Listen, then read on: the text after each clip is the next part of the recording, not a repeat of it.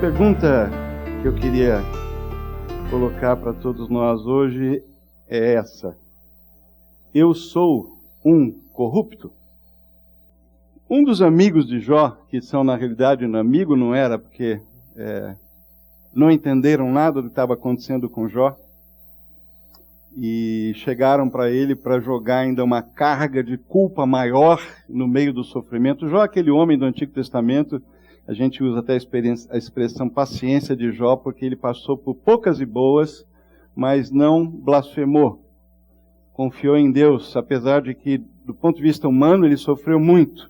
Mas um dos amigos, depois que ele tinha perdido tudo, até a esposa tinha falado para Jó perder a fé, abandonar esse Deus que ele tanto amava e cultuava e adorava. Um desses amigos, que é o Elifaz, chegou para Jó e disse o seguinte, essa pérola: eis que Deus não confia nem nos seus santos, nem os céus são puros aos seus olhos, quanto menos o homem que é abominável e corrupto, que bebe a iniquidade como a água. À primeira vista, quando a gente lê essa declaração de Elifaz, que ele está usando para dizer para Jó, não vem dar uma de santinho não, porque ninguém escapa.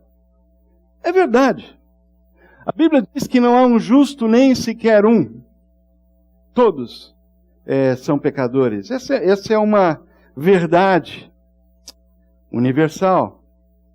Mas o que Elifaz está falando aqui é algo que pode permear a nossa vida, o nosso coração, os nossos sentimentos de uma maneira extremamente negativa. É possível a gente andar e viver pelo mundo e inclusive ser um brasileiro vivendo nesta geração, nesse momento da nossa história, acordar e dormir pensando, nada escapa, nada se salva, que droga, por que eu estou vivo e sou brasileiro e vivendo nesse país, nesse momento da história? Talvez tenha sido essa a tentação de Jó e de chegar à conclusão de que não vale a pena viver. E muito menos vale a pena ser alguém que leva a Deus e a palavra dele a sério. E é sobre isso que nós vamos falar um pouquinho hoje. Mas eu queria trazer esse tema da corrupção que permeia a nossa nação, a nossa sociedade, as notícias, o tempo todo, de nos dar náusea até. Eu queria trazer isso para a primeira pessoa do singular. A pergunta para mim e para você nessa manhã é essa: eu sou um corrupto? E eu gostaria que vocês vissem esse pequeno vídeo aqui, que é uma palestra rápida, 3 minutos, gravada, talvez alguns aqui já tenham visto, por um professor de uma universidade lá em Londrina. Presta atenção. As pessoas de bem do Brasil inteiro estão se mobilizando em nome do combate à corrupção.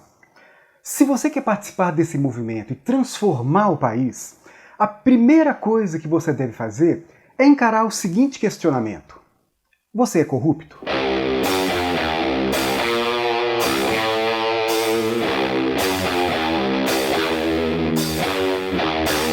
Você é desses que não registra a carteira de trabalho da empregada para colocar no seu bolso os benefícios que ela tem direito? Você é desses que compra ou falsifica uma nota fiscal para enganar a Receita Federal e fraudar o imposto de renda? Você é desses proprietários de imóveis que ligam para os inquilinos e pedem para que eles não declarem o valor do aluguel para que você possa manter no seu bolso um dinheiro que pertence à sociedade? Você é desses comerciantes que já incluem o valor dos impostos no produto, mas só emite nota fiscal quando o cliente insiste muito? E aí promete que vai mandar a nota por e-mail, mas nunca manda porque você sabe que o cliente não tem tempo de ficar cobrando e acaba desistindo? Você é desses que diz assim: já que o governo vai roubar mesmo, eu vou roubar antes? Junta tudo. Imagina quantos bilhões não são desviados da educação, da saúde, da segurança pública, porque o dinheiro dos impostos vai para o bolso de corruptos como você. Você é desses que engana um cliente, sabe que um produto está defeituoso, mas vende a si mesmo para cumprir a sua meta na empresa? Você já ofereceu dinheiro ou presentes a um fiscal, a um policial ou a um funcionário público para obter algum tipo de privilégio pessoal? Você já deu testemunho falso, fez intriga ou usou a sua influência para prejudicar alguém no trabalho e beneficiar a si mesmo, aos seus amigos ou aos seus familiares? Você é desses que diz que achado não é roubado, que o mundo é dos espertos, que todo homem tem seu preço, que malandro é malandro e mané é mané, que o que importa é tirar vantagem de tudo, a famosa lei de Gerson? Se ninguém estivesse vendo e você tivesse a oportunidade de furar a fila e ser atendido antes daqueles que estão esperando há horas, você faria? Ou você usa a sua influência pessoal para obter privilégios em um direito que deveria ser igual para todos? Você para o seu carro na faixa amarela, atrapalha o trânsito, mas não está nem aí, ou estaciona em vaga de idosos ou de deficientes e depois ainda fica rindo da própria esperteza? Você é desses que copia um trabalho na internet, tira 10 e fica contando para todo mundo, dizendo que o seu professor é um tapado por ter confiado em você? Quando um comerciante te passa um troco a mais, você devolve? Você coloca a culpa nos outros quando faz alguma coisa errada? Se você costuma praticar um ou vários desses vícios e ainda diz que a corrupção está no outro, saiba que você é responsável direto por essa cultura de corrupção que tanto prejudica o país. Mas se você não faz nada daquilo, ou se realmente deseja fazer uma autocrítica, enxergar as próprias práticas e combater toda a cultura de corrupção que nos rodeia, saiba que a sua atitude ajuda muito na construção de uma cultura de legalidade, de honestidade e de justiça, que são as bases da luta contra a corrupção. E tem outra coisa que você pode fazer para ajudar. Se você concorda que a luta contra a corrupção começa na vigilância crítica das suas próprias atitudes, curta e compartilhe esse vídeo nas redes sociais. O corrupto pode estar ao seu lado. Podemos fechar a cabeça e vamos orar, né? Abaixar a cabeça e fechar os olhos. É fechar a cabeça e abaixar os olhos, né? A gente fala às vezes. Vigilância da sua própria consciência. A corrupção pode ser universal. Já em Gênesis capítulo 6, a gente lê o seguinte: a terra estava corrompida aos olhos de Deus e cheia de violência. Ao ver como a terra se corrompera, pois toda a humanidade havia corrompido a sua conduta, disse Deus a Noé: darei fim a todos os seres humanos, porque a terra encheu-se de violência por causa deles. Eu os destruirei com a terra. Sim, a corrupção ela pode ser universal, mas ela não é obrigatória e nem inevitável. A Noé, porém, o Senhor mostrou benevolência. Essa é a história da família de Noé. Noé era um homem justo, íntegro entre o povo de sua época. Ele andava com Deus, e Noé gerou 3 filhos, Sem, Cã e Jafé. A corrupção sempre existiu. Sempre existirá. Ela é universal, mas ela não é obrigatória. Ela não é inevitável. E você e eu precisamos ser corruptos.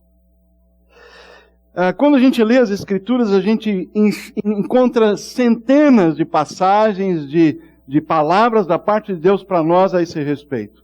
Esse é um assunto que interessa muito a Deus. Muito. Porque a corrupção é uma expressão, ela emana da natureza de independência, de autonomia, de alienação que todos nós temos no nosso coração em relação a Deus. Se deixados sem a graça de Deus, se deixados sem a intervenção do Espírito Santo na nossa vida, se deixados sem entender a salvação pela fé em Jesus Cristo, se nós formos deixados naturalmente como nós nascemos e vivemos no mundo, nós vamos ser pessoas que vamos nos dar a corrupção e toda forma de corrupção. Às vezes uma corrupção muito aceitável, socialmente falando. Mas ela vai estar entranhada, ela vai estar presente na nossa vida e ela vai aparecer. E mesmo para aqueles que desejam viver de uma maneira diferente, fazer parte de uma contracultura cristã, nós vamos ter essa luta diariamente. O sábio disse o seguinte, Provérbios 25, 26, como fonte que foi turvada e manancial corrupto, assim é o justo que cede ao perverso. Que tristeza! Como é duro de ver alguém que está andando bem e de repente cede. Quem leva o homem direito pelo mau caminho cairá ele mesmo na armadilha que preparou, mas o que não se deixa corromper terá boa recompensa. A questão é que a gente está sempre querendo que essa recompensa venha já. A gente raciocina assim, se eu andar direito, Deus vai me abençoar e tudo vai dar certo. Se eu pagar todos os impostos, eu vou ficar rico. Essa é a mensagem que está sendo falada e pregada por aí. Essa mensagem é falsa. Em nenhum momento Deus promete que se nós fizermos o que é certo, nós vamos ser recompensados nesta vida. Em nenhum momento. O fato é que nós vamos ser abençoados, sim, com toda sorte de bênçãos espirituais nas regiões celestes. E a melhor e a maior delas é paz com Deus. É a certeza de que quando nós aqui escolhemos abrir mão de algo que é fácil, que é atraente, que é bonito, que é forte e poderoso, e que dá status, quando nós escolhemos abrir mão por causa do nosso amor e da nossa lealdade a Deus, por causa do caráter de Deus, da santidade de Deus, que tem uma influência poderosa no nosso dia a dia. Quando nós fazemos essa escolha, aí sim podemos ter certeza que estamos caminhando na direção de algo que é infinitamente melhor. Mas não podemos pressupor nem contar com favas contadas aqui e agora. Não é aqui, não é agora. E é por isso que essa mensagem não é popular. Porque ela está pedindo, em última análise, o seguinte: faça o que é certo porque é certo. Faça o bem porque é bom. Porque Deus é bom. Porque Deus é reto. E Ele está chamando um povo para viver dessa maneira. Navegar contra a correnteza. O Raio-X, um livro interessantíssimo sobre as origens da corrupção na cultura, na sociedade brasileira. E eu encontrei uma coisa interessante, o raio-x do ato corrupto.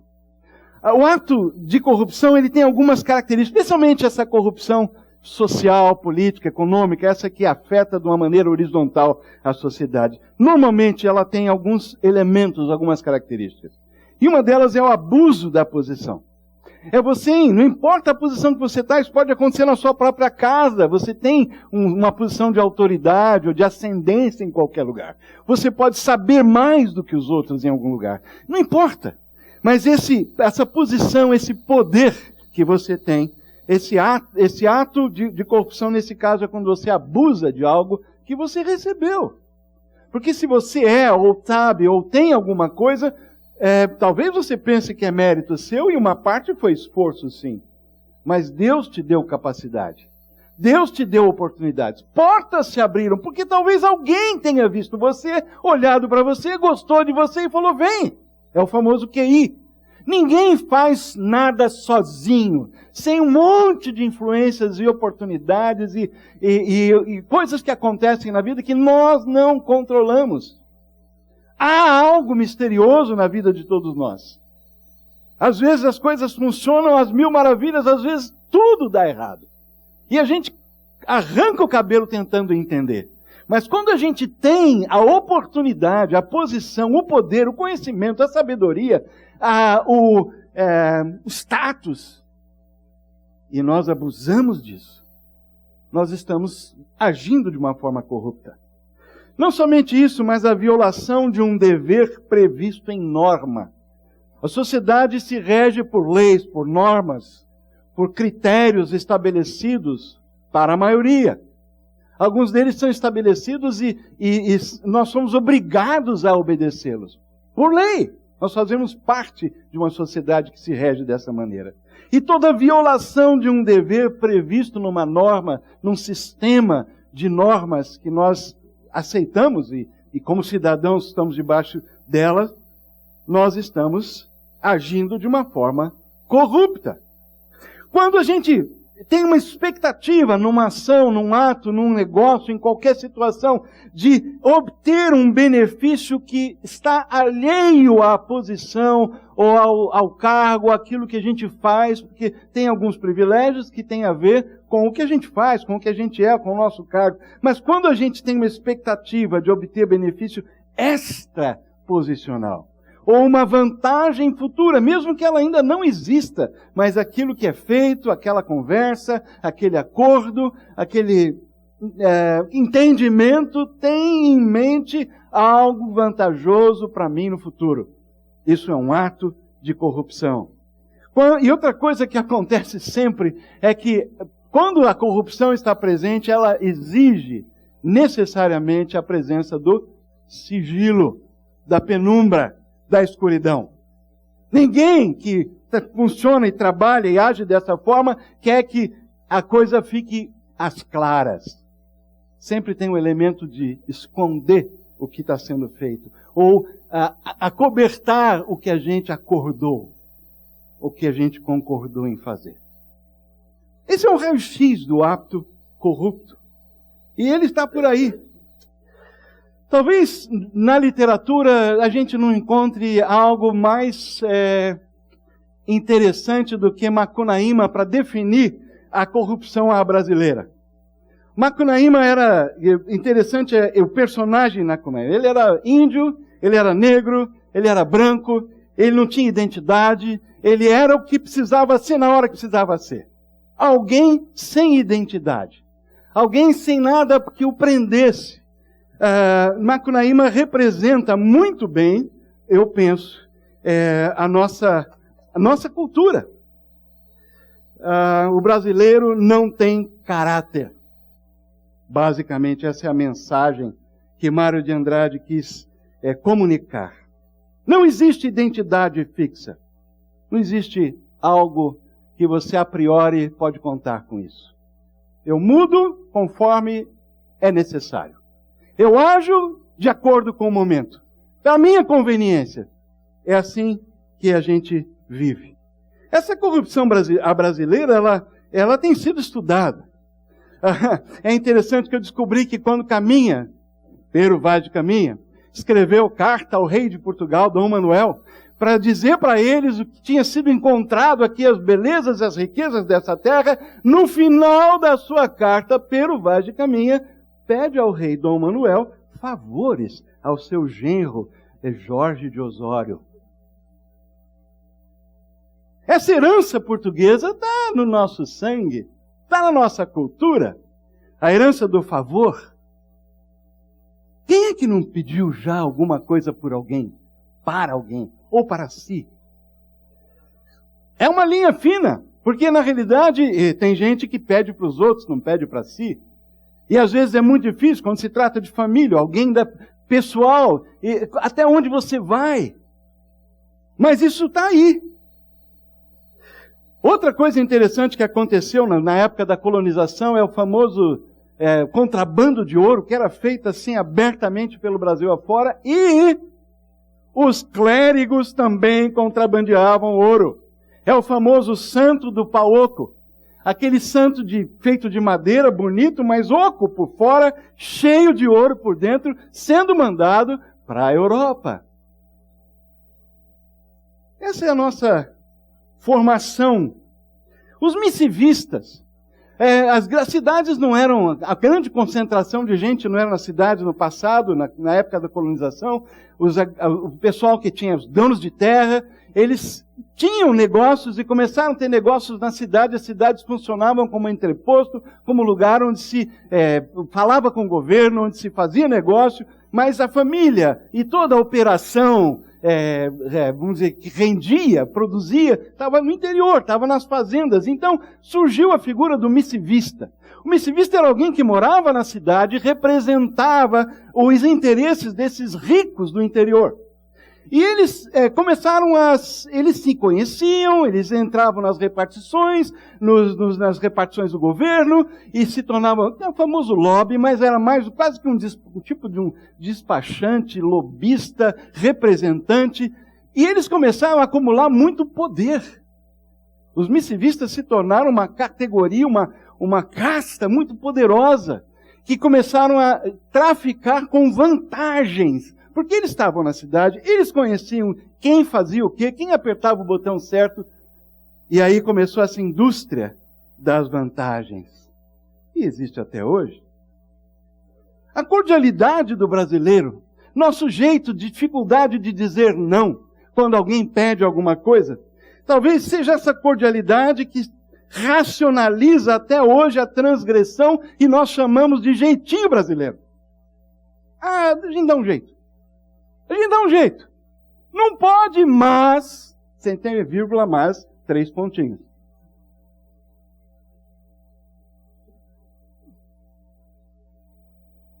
Nós temos um sistema jurídico administrativo muito falho.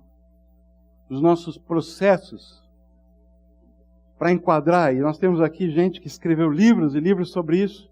Eu podia chamar o Douglas aqui, ele provavelmente ia testemunhar de tremendas falhas que nós temos no nosso processo. Ele é muito elaborado, mas tem furos tremendos que dificultam você enquadrar as pessoas.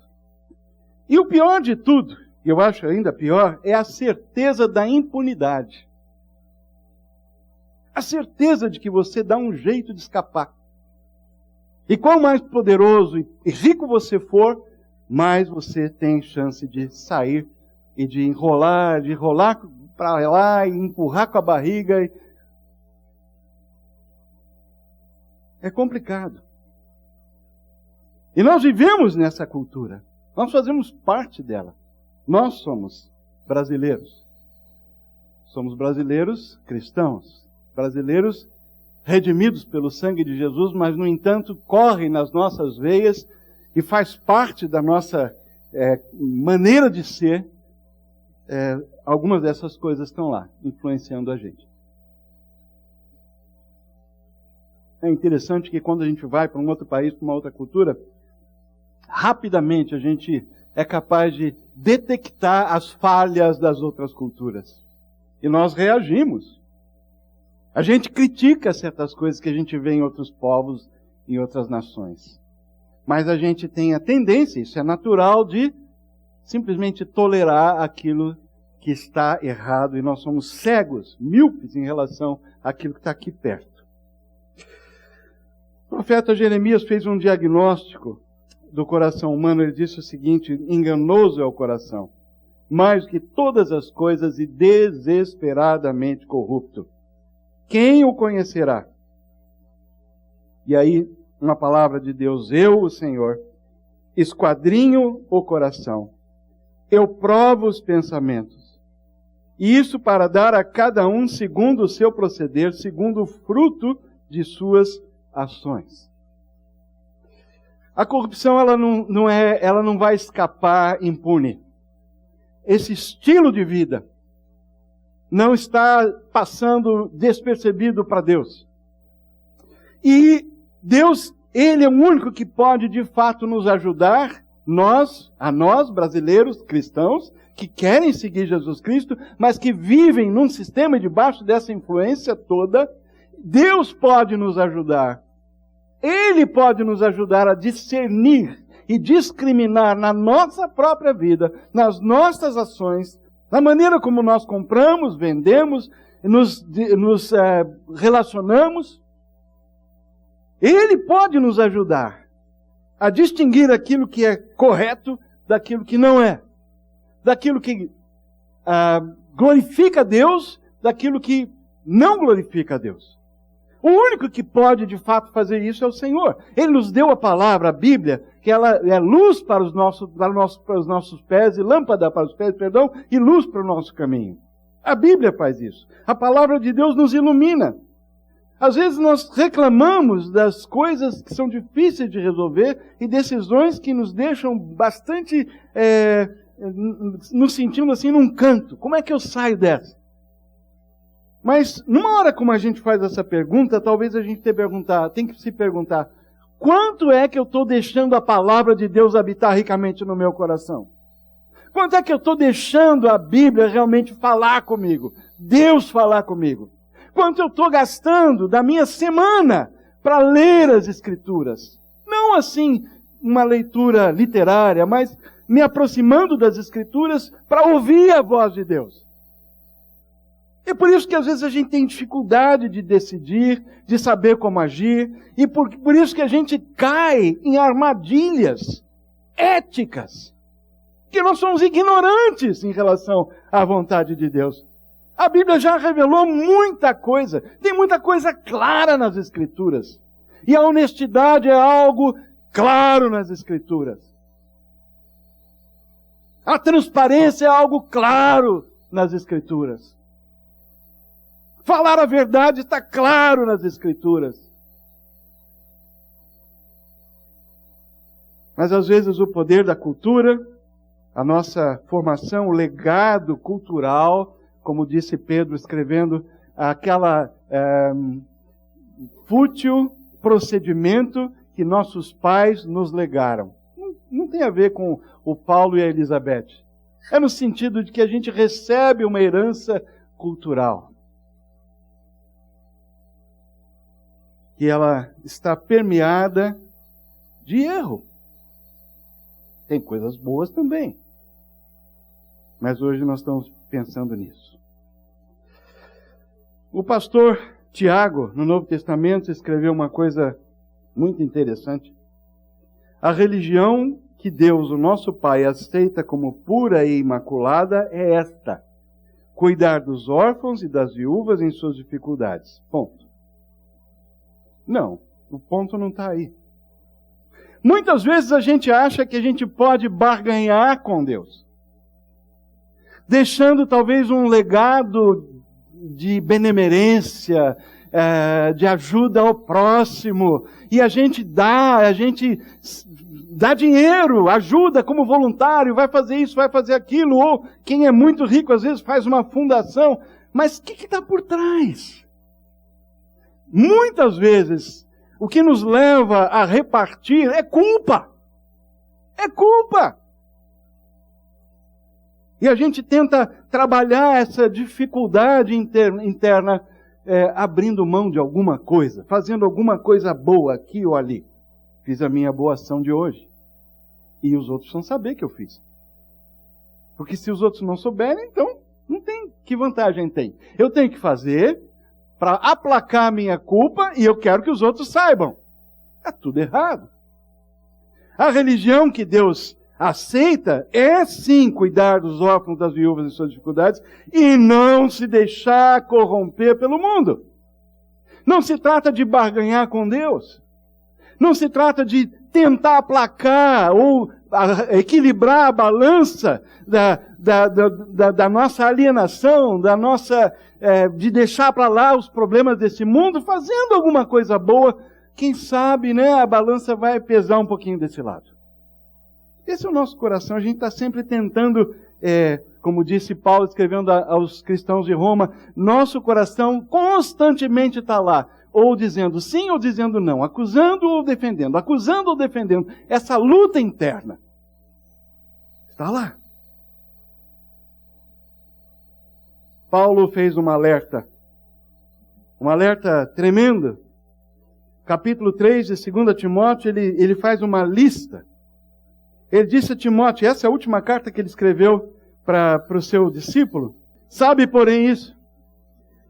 Nos últimos dias sobrevirão tempos difíceis, pois os homens serão egoístas, avarentos, jactanciosos, arrogantes, blasfemadores, desobedientes aos pais, ingratos, irreverentes, desafeiçoados, implacáveis, caluniadores, sem domínio de si, cruéis, inimigos do bem, traidores, atrevidos, enfatuados, mais amigos dos prazeres que amigos de Deus, tendo forma de piedade, negando-lhe, entretanto, a realidade, o poder. Foge também desses, pois entre esses se encontram os que penetram sorrateiramente nas casas e conseguem cativar mulherinhas sobrecarregadas de pecados, conduzidas de várias paixões, que aprendem sempre e jamais podem chegar ao conhecimento da verdade. E do modo por que Janes e Jambres, na mitologia judaica, talmúdica, eram os nomes dos dois magos que se opuseram a Moisés e a Arão lá no Egito, na hora em que eles foram lá para tirar o povo do Egito. Assim como Janes e Jambres resistiram a Moisés, também estes resistem à verdade. São homens de todo corrompidos na mente, réprobos quanto à fé. Eles, todavia, não irão avante, porque a sua insensatez será a todos evidente, como também aconteceu com a daqueles, os magos que foram derrotados pelo poder de Deus. De todo corrompidos na mente. E Paulo escreveu isso há 2000 anos atrás para o seu discípulo Timóteo. E essa lista descreve com perfeição, com exatidão absoluta, os dias que nós estamos vivendo. Não é brincadeira. Então a gente não deve se assustar quando essas coisas acontecem ao nosso redor. Foi assim desde o começo. Nos dias de Noé foi assim. Nos dias de Paulo foi assim. Nos nossos dias é assim. Nós não estamos vivendo nada extraordinário. O que está acontecendo já é de se esperar. E às vezes a gente se assusta com o fato de saber que a igreja chamada evangélica cresce numa proporção assustadora dentro da população brasileira. E a moralidade, a ética brasileira cada vez mais baixa. Isso leva a gente a perguntar, mas que tipo de fé é esta? Que tipo de crente é esse? Que tipo de seguidor de Jesus é esse? Que cristianismo é esse? Que não influencia a sociedade? Que justifica a sua conduta pífia, dizendo como aquele professor, todo mundo faz.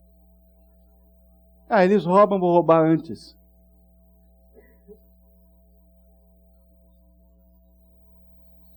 Pedro, o outro apóstolo, escreveu o seguinte sobre essas pessoas, esses tais, são como fontes sem água, como névoas impelidas por temporal.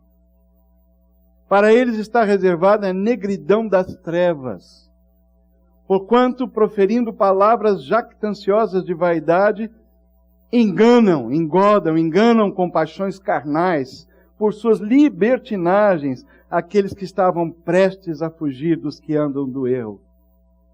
É impressionante como a gente admira os macunaímas do Brasil. Os nossos heróis, os heróis da nossa mídia, os heróis da novela, os heróis dos filmes. Esse é um retrato da nossa cultura. Eu não enfio minha cabeça aliás, o avestruz não faz isso. Eu não sei porque que a gente pensa e usa isso aí. Eu já li que não tem nada a ver. Mas a gente não enfia a cabeça como o avestruz não faz. Nós não ficamos simplesmente fechados numa redoma. Nós sabemos o que acontece. Nós estamos atentos e a gente percebe essas coisas todas. Mas tudo isso vai ter um fim. Tudo isso vai ter um acerto de contas. E se a gente está dando risada, e às vezes nós nos pegamos, eu e a Cláudia, rindo de coisas que não são para rir. Piadas que não são engraçadas. Situações que são pecaminosas e a gente está achando engraçado. E muitas vezes alimentando o nosso coração, a nossa alma de lixo. E aí a gente fala contra a presidenta, contra o partido XYZ. Nós nos alinhamos e mais, a gente briga entre a gente. Não dá para entender. Briga entre a gente politicamente falando. Um é do PT, outro do PSDB, outro, e tem os que são neutros. Eu sempre desconfio desses.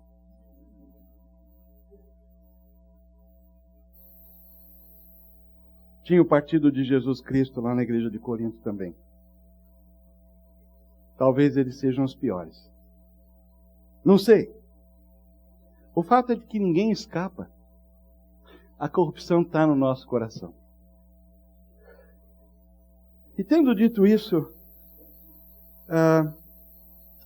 o que se apresenta diante de nós hoje é o desafio de viver como Noé nos dias de hoje.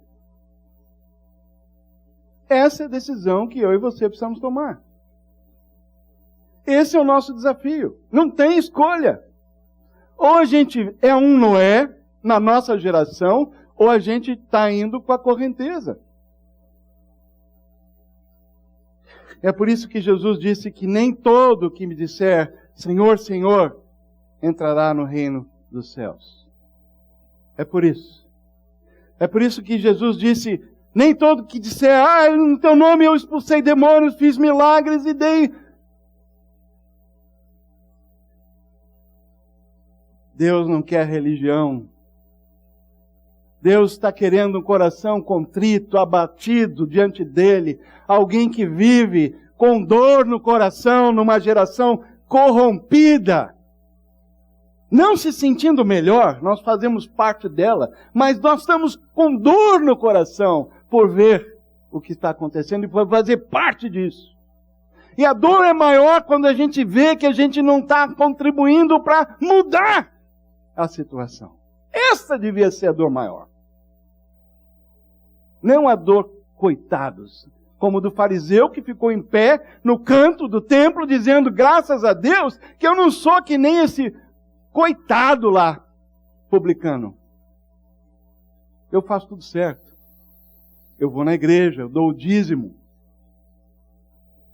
Eu não roubo. Eu não fumo, eu não bebo. Opa, hoje em dia já não dá para falar, eu não bebo, né? Já a igreja já está mais aberta nesse sentido, né? Mas vocês sabem o que eu quero dizer. Aquele padrãozinho moral que a gente coloca e a gente se compara com os piores, como se a gente vivesse uma sociedade, a gente faz parte de uma casta superior. E foi exatamente isso que Jesus encontrou quando ele veio. Ele encontrou uma sociedade corrompida, gente que se achava, que ia no templo, que batia no peito, que fazia sacrifício, que jogava moedas no gasofilácio. Quanto mais barulho fizesse, todo mundo falava, uau! Jesus encontrou isso.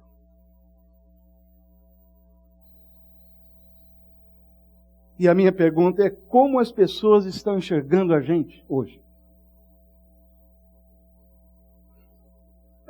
Será que eles têm razão de olhar para nós e ver um bando de arrogantes? De pessoas que não sabem conversar? De pessoas que ficam ilhados? Se achando os máximos, os santos no meio dos pecadores? Será que é isso? Que as pessoas que olham para nós pensam? Ou será que elas encontram misericórdia, compaixão, amizade, amor genuíno?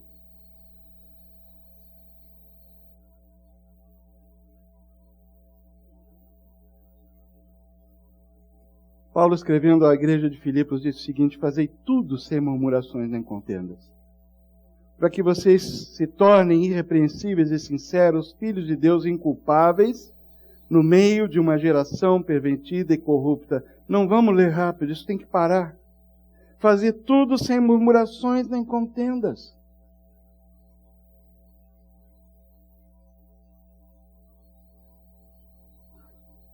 O que ele está dizendo? Que uma das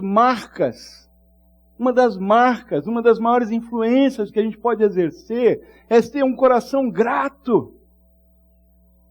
É ter a capacidade de ver o que Deus está fazendo, como Deus é bom, quais são as oportunidades que Ele está dando, como eu posso ajudar alguém, como eu posso dividir o que eu tenho, como eu posso, Deus, o outro e eu, viver dessa forma. É isso. Mas sem murmuração nem contenda. E uma parte enorme da nossa energia é gasta reclamando, murmurando, vendo que está errado, que está faltando, que não está bom, e plá, em casa, no trabalho, em todo lugar. E a gente olha ao redor essa geração pervertida e corrupta, né? Mas a gente pula logo esse início. Mas a gente vive dessa forma, resplandecendo como luzeiros, como faróis no mundo, preservando a palavra da vida, para que no dia de Cristo, Paulo está dizendo, eu me glorie de que não corri em vão, nem me esforcei inutilmente. Eu não sou melhor do que vocês. Eu vivo com essas mesmas dificuldades que todos vocês vivem e enfrentam. Só que eu carrego uma coisa maior, uma coisa adicional, que talvez alguns aqui saibam o que eu quero dizer. Aos 43 anos, 42, 43 anos de ministério, comecei com 22 anos. Às vezes eu me pergunto, será que tudo que eu preguei, ensinei, falei em pequeno grupo, pregando no domingo, em outros lugares, e conferências, e uma série de coisas que eu fiz, quanto disso? Quanto? Deus realmente usou? Eu não tenho controle sobre isso, eu tenho que ser fiel. Tento ser fiel, às vezes eu falho, muitas vezes eu falho. Mas eu tento transmitir a palavra de Deus. Mas a minha pergunta é, será que no dia de Cristo eu vou poder dizer para Deus que eu não corri em vão e não me esforcei inutilmente em relação a CB Moema? É isso que me assusta, é isso que tira o meu sono. Mas eu entrego para Deus que só Ele é capaz de fazer isso, na minha vida e na vida de todos vocês.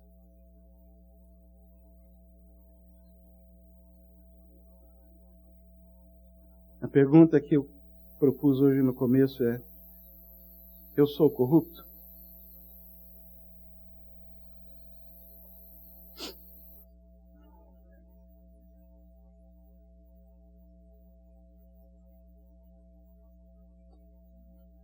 Queria terminar lendo o Salmo 15.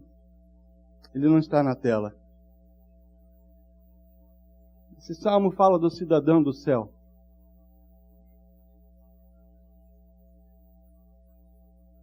Se você tiver a sua Bíblia e quiser abrir.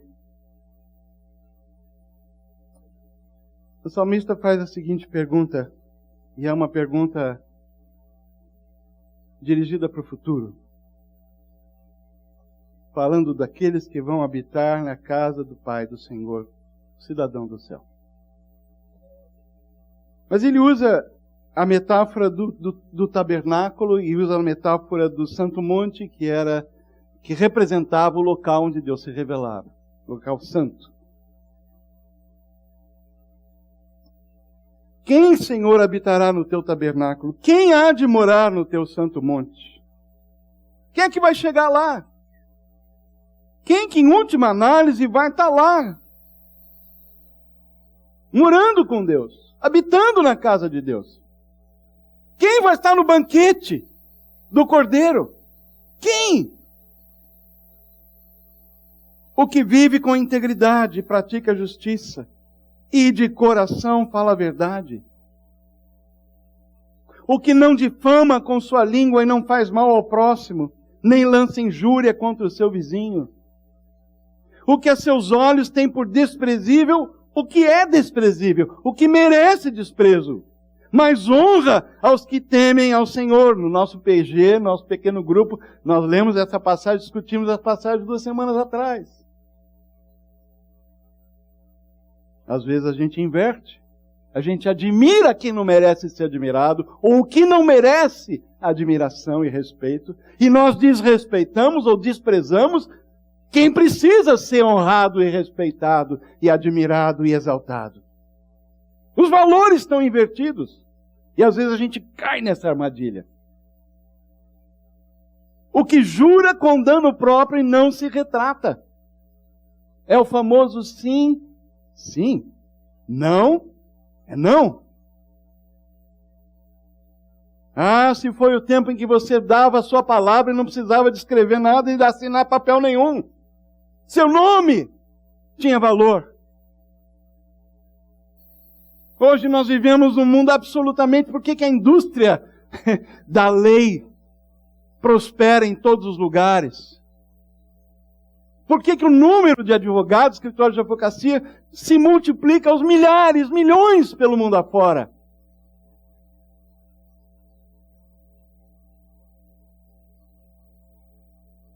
O que não empresta o seu dinheiro com usura, nem aceita suborno contra o inocente.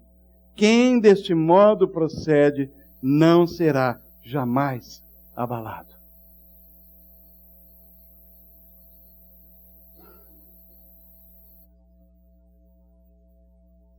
Eu gostaria de...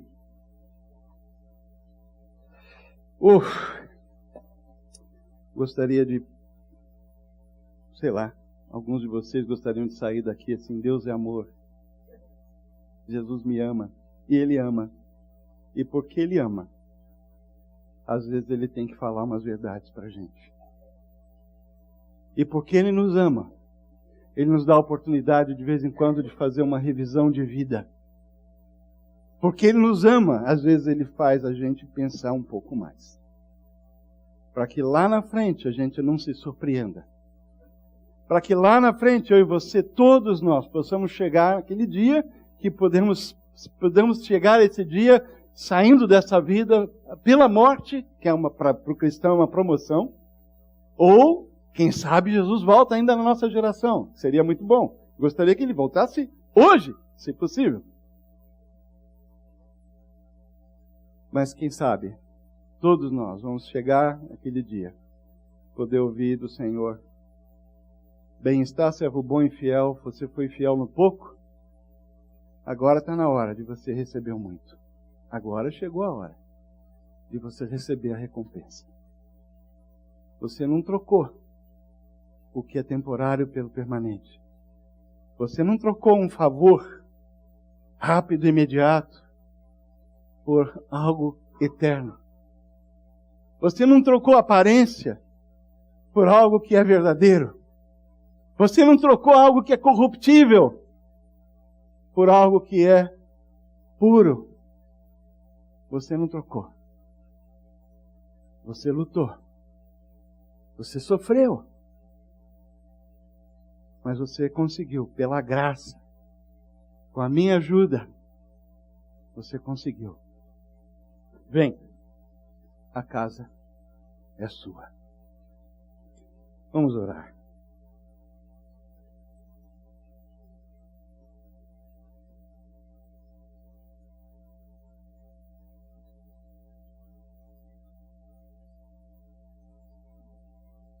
Senhor, tem misericórdia de mim, pecador.